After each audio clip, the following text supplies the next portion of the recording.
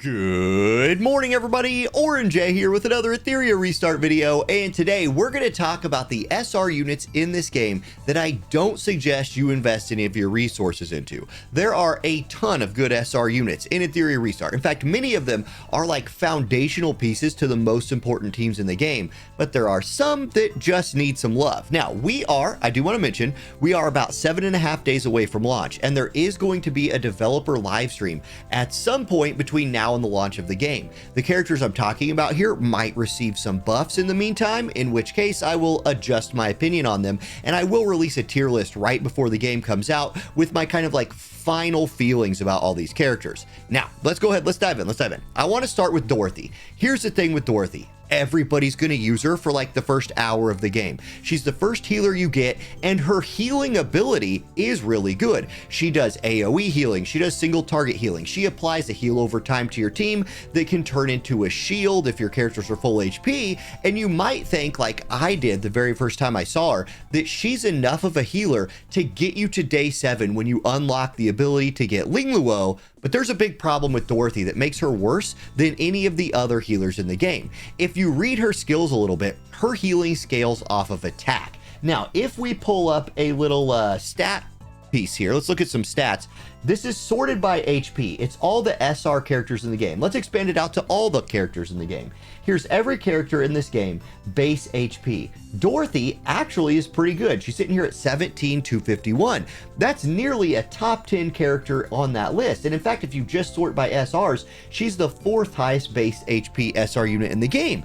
And if you're a healer, you want to be survivable. And most of the healers in this game, their heals scale with their HP, not Dorothy. And I think this was a design choice on purpose, knowing that Dorothy was a character that we're all going to get for free to encourage us to then spend our resources on another character. I think that worked. I doubt Dorothy will receive any buffs. I think she's meant to be the weakest healer in the game, and I think you're meant to invest in another one. My favorite alternative to her is definitely Sonya. Look, Sonya's great in like almost every game mode in this game. So if you pull a Sonya early, go ahead and build your Sonya. Heck, even if you pull, where is she, Chiaki, I think regular old Chiaki is significantly better than Dorothy as well. And then if you pull one of the SSR healers, you're off to the races with your healing support character. Okay, the next character I want to talk about here, this one's a little bit sad to me. I'm going to combine two of them. I'm going to combine Sutumo and Oboro. Two of the coolest looking characters in the game. And I've had people actually talk to me on Discord about how they're like gonna build these people no matter what. Fine, you do you. They are single target damage dealers with some utility built in. Their problem is that a couple other single target damage dealers in this game exist. Let's pull up some more stats. I'm gonna dive into the stats a little bit here. This is the SR characters in this game sorted by attack. Notice you have Oboro and Sumo right here at 4th and 5th, and that's pretty good. You're a DPS character, single target damage, at least they have a high attack score, right?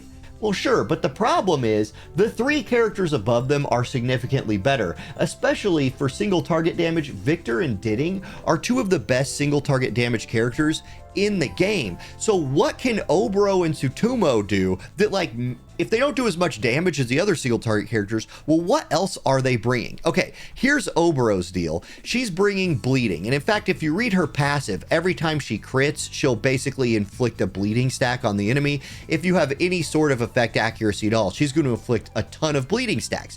But the deal is, bleeding's not that good. See, dots in this game, and we can scroll down to a dot character real quick. Let's look at Obol right here. Obol inflicts damage over time, which ticks for 4% of the max HP of the target at the start of their turn. That's a lot of damage. And mostly with these like PvE focused characters, you're fighting a boss, that 4% tick is a big tick. Bleeding does not work like that. So if we go back up to Oboro here, bleeding ticks for 50% of her attack. So it's capped, like basically it only scales with her attack. Her attack can only get so high, and the bleed just doesn't tick hard enough. It also doesn't work like a dot, so you can't put her in those like Shadow Sonya teams. it's not enough. It doesn't overcome her lack of like a passive that boosts her single target damage like what Victor and Ditting have. So that's not great. Now, yes, she does bring a defense down attack, and that's nice. Like, you do want defense down, but Gray comes with defense down, and he has AoE defense down, not single target. She also has a speed down, but like all of these things are spread out amongst her kit. She doesn't have one move that inflicts like a ton of debuffs on a boss, like something like, you know, a really OP SR character like Dina here has, where Dina's just out here dropping debuffs for days on bosses. Obero's not bringing that, and so I just think her damage isn't good enough to justify building her as a single target damage unit, unless you just love her kit. Like, sure, you can force her to work, you just probably won't win as much as people who are playing a better character. And then unfortunately, I think Sutomo excuse me, had to cough there. Anyway, Sutomo, where I think he kind of falls apart, again, he doesn't have that damage boosting passive like Ditting or Victor have. He tries to bring some different utility. And if you lack, like, there is a world where maybe you just lack a Heinrich, you lack a buff stripper like Viper, you lack somebody who can prevent the enemy from getting buffs or strip the buffs away from them with like a buff stealing move. In that world, if this dude's all that you got, you can bring him in there and he can come in, he can steal buff with his vanishing blade, like steal it to himself, and he can block the enemy from receiving buffs and healing with his lunar blitz. But that's really all that he's doing in that case. He's not bringing, like, if you think about like a Heinrich, for example, who can also like strip buffs and block buffs, he also amplifies the rest of your team's damage and does a lot of damage himself. Sutomo's damage is just nowhere near that level, and I think there's just better options for him. Like, the most obvious better option for a buff stripper, whoop, that's Ditting, is going to be somebody like Viper, who not only AoE buff strips, but also decreases speed and also decreases attack with his skill 3, and with his passive, he'll just like proc doing it a lot more often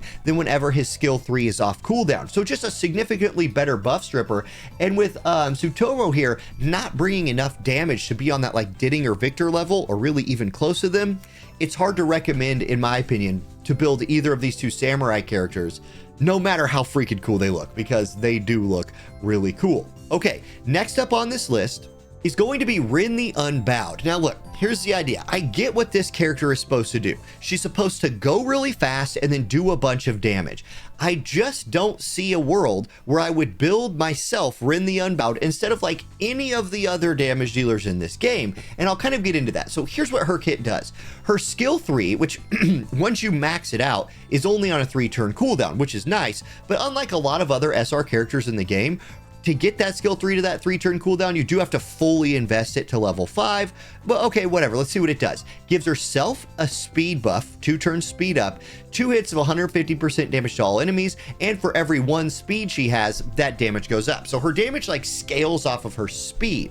Her damage with her skill 2, also again, scaling off of her speed. This one is a single target slow. So even to get her like into her ultimate damage dealing form, it's gonna take at least 2 turns. Her speed up will hit, you know, everybody. It's an AoE attack. Her speed down attack would be targeted at a boss. And so sure, she will do a little bit of damage for you, but there's an issue here.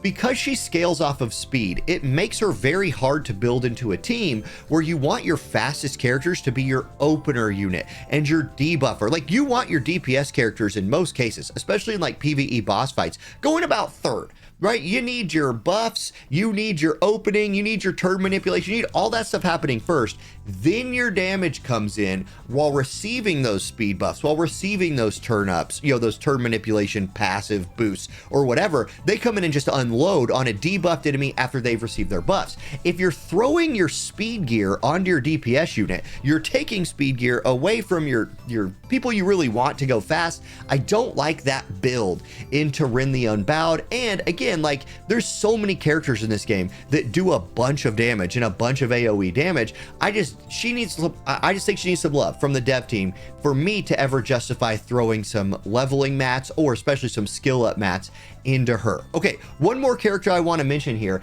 and that's Kazumi. Now, there are 2 Kazumis in this game, and I'm talking about only one of them. You have, first of all, you have Kazuyo is what I meant to say. You have Kazuyo the Revelry. Great character. Absolutely clutch for the Doki Doki fight. I'm definitely building this chick if and when I get her. But Kazuyo, I don't like as much. She's probably the closest character though to a usable one of the 5 I'm mentioning, and I don't think she needs a ton of love to become viable. In fact, if you just really love this design and wanted to play her, I think you could, but I wanted to make this list 5 characters, so I included her as sort of like my 5th worst character in the game. Anyway, what does she do?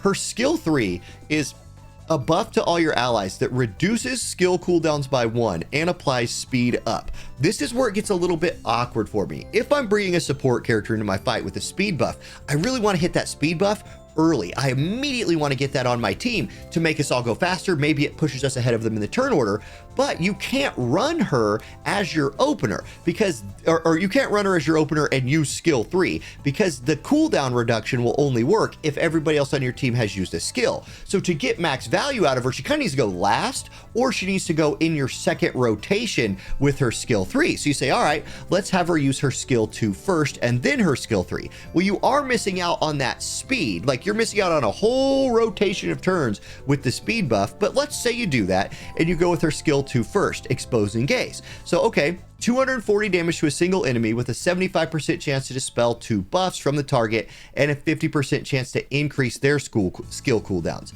Okay, again, if she's going before the boss or whatever she's hitting, she's not going to be like, all right, maybe it does work. Actually, I haven't checked that. I don't think you can push a school cooldown past max. Maybe you can, in which case that's a little bit better of an opener. The buff stripping here is the big deal. And that's why I think like there's a world where maybe if you just lack better supporting options, or you don't have that Viper, you don't have that stripper, you don't have any stripper, LOL, you don't have that person who can strip buffs away from the boss, she then does become usable. And at least this is only a 3-turn cooldown, so if you just need her in there for that buff stripping, she then can come through for you in the second rotation with that speed buff, with that cooldown reduction. She's so close to being usable, her kit just feels awkward to me. And I feel like if I'm bringing a support character, like a dedicated SR support character, I'd just bring Marvel, or I just bring Chiaki the Echo instead of Kazuyo.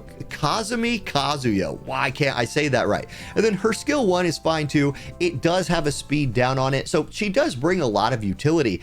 It's just she feels like one of the weakest of the like dedicated support characters, and as an opener, especially as an opener if you don't need to strip buffs, just doesn't really have a place. And if I'm trying to like really focus on who I'm leveling and really focus on who I'm putting my skill up materials into, I'm going to look to a Marvel, I'm going to look to a Chiaki the Echo, somebody like that who I can basically play in almost every single battle and then and still get that value out of. So there are a lot of opportunities for the devs to do some buffs and some adjustments before the game comes out. Again, especially, like, I really hope they give some attention to these samurai looking folks, because I would love to build an Oboro and like sneak her into a PvP fight. She looks so hype and she gets in there and does her thing.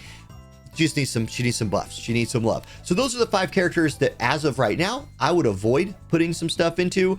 Other than that, I think the other SR characters in this game are in a really good place, like a really good place. And a strength of Etheria Restart right now is how deep the roster is. About every SR character is playable. Almost all of about every SSR character is playable. Nearly, in my opinion, all of the SR characters outside of these ones that I mentioned in this video, I think are playable on day 1. And there we go. All right. Thank y'all for watching. Can't wait for this game to come out. More videos coming before launch, including some like big time guide videos, like my actual full on launch day guides for like Doki Doki, Terramaton, all of that stuff. Just refining those videos right now. I'll see you next time. Peace.